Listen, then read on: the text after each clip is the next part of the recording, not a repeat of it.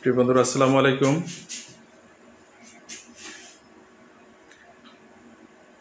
আশা করি সবাই ভালো আছেন। মাকে ছাড়া পৃথিবীতে জীবনের অস্তিত্ব কল্পনা করা যায় না। পৃথিবীতে প্রাণের সৃষ্টি মা থেকেই। আর আমরা যতই ভালোবাসি না কেন, মায়ের জন্য আমাদের মনের মধ্যে ভালোবাসার একটা স্রোত ধারা থাকে, মায়ের জন্য ভালোবাসার একটা উতলা নদী থাকে। আমরা সবাই সবচেয়ে বেশি ভালোবাসি মাকে।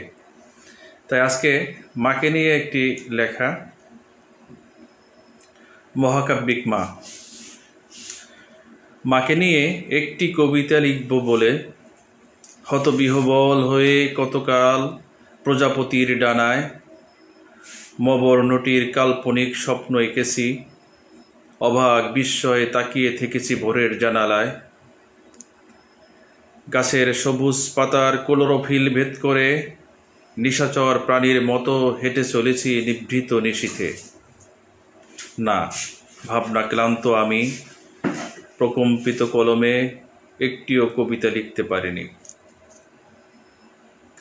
মাকে নিয়ে একটি কবিতা লিখব বলে হৃদয়ে বর্ণমালার পাহাড় গড়েছি, প্লাকার্ড উড়িয়ে পাখির ডানায় রাতের ঘন অন্ধকার মারিয়ে ভাষা সিন্ধুকে তন্ন তন্ন করে খুঁজেছি।